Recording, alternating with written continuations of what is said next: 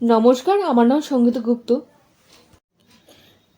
ইতিহাসে প্রথম এই ফেস্টিভ্যালের সময় সিনেমা রিলিজ করলো, সিনেমা চললেও না, বক্স অফিসে ভালো ইনকাম করে দেখাতে পারলো না।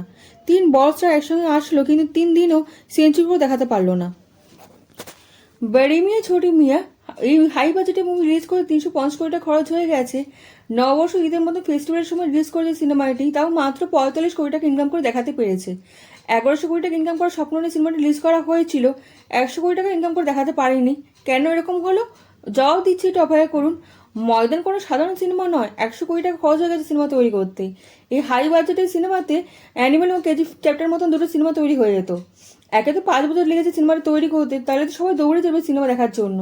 থিয়েটারে বিশেষ শো রাখা হয়েছিল একদিন আগে, কিন্তু কেন এরকম হলো? চারিদিকে শুধু খালি সিট আর খালি সিট, সব জায়গায় খালি। পজিটিভ রিভিউ পাওয়ার পর এরকম হার? আমার তো মনে হচ্ছে না বাজেটে বেশি ইনকাম করে দেখাতে পারবে এই সিনেমাটি। একদম অসম্ভব ব্যাপার হয়ে দাঁড়াচ্ছে। জনতার উপর দোষ দিলে চলবে না। হলিউডে নতুন সিনেমা গার্জের নতুন পার্ট এসছে, একাই ইন্ডিয়ার ভিতরে 100 কোটি ইনকাম করে দেখিয়ে দিতে পেরেছে। মালয়ামে 4টি সিনেমার নাম হলো ব্রহ্ময়গম, এলএলবি লাইভ, প্রেমালু, মাঞ্জুমেল বয়েস। এই 4টি সিনেমা একসঙ্গে 600 কোটি ইনকাম করে দেখাতে পেরেছে। আরও অবাক করার ব্যাপার হলো এই যে 4টি মুভি বাজেট মিলিয়েও 130 কোটি টাকা হবে না। এই প্রেমালু মাত্র 3 কোটি টাকা লেগেছে তৈরি করতে, ইনকাম করেছে 130 কোটি টাকা। বলিউডের সঙ্গে এরকম কেন হচ্ছে? দুটো সিনেমা বেশি ইনকাম করে দেখাতে কেন পাচ্ছে না? 7টা কারণ বলছি বলিউডের সঙ্গে কি ভুল হচ্ছে, তাহলেই বুঝতে পারবেন। প্রথম হলো ফিল্মের বাজেট বাড়িয়ে বলে ফিল্মের হাইপ বাড়ানোর চেষ্টা করা হচ্ছে, কিন্তু উল্টে অডিয়েন্সের রিপোর্ট কার্ড হিসেবে দেখছে। দ্বিতীয় হলো ফিল্মের বাজেটে বেশি ইনকাম করে দেখাতে পারলো কি না, এর উপর ফিল্মের হিট ফ্লপ নির্ভর করে। ময়দানের ফিল্ম যতক্ষণ ভালো লাগবে ততক্ষণ জানতে পারবেন সিনেমা 100 কোটি টাকা খরচ হয়ে গেছে। 350 কোটি টাকার সিনেমা বড়ি মিয়া ছোটি মেয়ে যখন উইকেন্ডে 45 কোটি ইনকাম করে দেখাতে পারলো, তখন এই সিনেমা দেখা ক্যান্সেল করে দিল লোকে। 350 কোটি টাকার সিনেমা 35 কোটি ইনকাম করেছে শুনে কি চলন্ত ক্যান্সেল করে দেবে? লোকে তো এর উপর বিচার করতে শুরু করে দিয়েছে। जो दिखता है वो बिकता है প্রমোশন স্ট্র্যাটেজি হিসাবে সোশ্যাল মিডিয়া ও অফলাইনে অ্যাক্টিভ করে দেওয়া হয়েছিল একটাদের, কিন্তু জামানা পুরো উল্টো হয়ে গেছে। একটাতে যত কম দেখানো হবে তত একটাদের দেখার জন্য উৎসাহ বেড়ে থাকবে। কন্টেন্ট এমন হওয়া ছিল লোকে দেখেই সিনেমার প্রচার করে দেবে, একটাদের প্রচার করতে যেতে হবে না। সবচেয়ে ভালো এক্সাম্পল হলো অ্যানিমেল। অ্যানিমেলের জন্য কি এমনি কোনো শোতে প্রচার করতে গেছিলো বা ইন্টারভিউ দিতে গেছিলো? কিন্তু যখন সিনেমার অ্যাডভান্স বুকে ওপেন করে দেওয়া হয়েছিল লোকে ঝাঁপিয়ে পড়েছিল টিকিট বুক করার জন্য। একাই হাইপ এমন বানায় যে বিনা প্রমোশনেও সিনেমা দিতে লোকে যায়। তৃতীয় হলো সিনেমা মেকারদের সব শক্তিশালী হাতিয়ার হলো টেলার এমন বানানো যে প্রথম দিনে হাউসফুল হয়ে যায়। বলিউড সব শক্তিশালী হাতিয়ারকে ব্যবহার না করার জন্য বলি মিয়া ছোটি মিয়া ও ময়দানের সিট খালি হয়ে রয়েছে। টেলার যদি A to Z সবই বলে দেওয়া হয় তাহলে থিয়েটারে লোকে সিনেমা দেবে কেন? যতক্ষণ টেলার আসেনি ততক্ষণ হাইপ বেশি ছিল।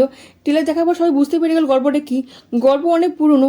টেলারের স্টার্টিং এমন সিন বানাও যে অ্যানিমেলের মতো 900 কোটি টাকা ইনকাম করে দেখিয়ে দিতে পারে। ডাঙ্কি টেলার এসে গেছিল তো ইন্ডিয়াতে মাত্র 200 কোটি ইনকাম করে দিয়েছিল, মাত্র এই কারণ। চতুর্থ হলো একটাদের লোক। একটা সিনেমা থিয়েটারে যেতে না যেতে একটা সিনেমা নিয়ে চলে আসলো। শয়তান ফিল্ম লোকে আগে দেখিয়ে নিয়েছে, সেই ম্যাটারকে লোকে কি বারবার দেখতে চাইবে? আবারও একই গল্প নিয়ে চলে এসে লোকে অলরেডি সেই গল্পই জানে। পুরো মুভিতে মানুষের চিল্লাকে একটি এক্সপ্রেশন দেখতে পাবেন, এর কাছে অ্যাক্টিংয়ে আশা করবেন না। অক্ষয় কুমার প্রতি বছর একই কাজ করে, 12 মাসে 6টা ফিল্ম নিয়ে চলে আসে, তাই একটাকে দেখার জন্য এক্সাইটমেন্ট থাকে না। একটা একটারে দরকার বেশি দেখা গেলে লোকে দেখতে চায় না, লোকে নতুন কিছু দেখার জন্য ট্রাই করে।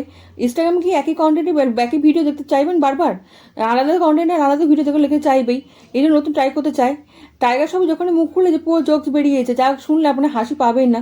সিনেমা রিলিজ করার আগে যদি গান রিলিজ করা হয়, লোকে ফিল্মে অ্যাডভান্স বুকিং ওপেন করে দিলেই লোকে ঝাঁপিয়ে পড়ে টিকিট বুক করার জন্য।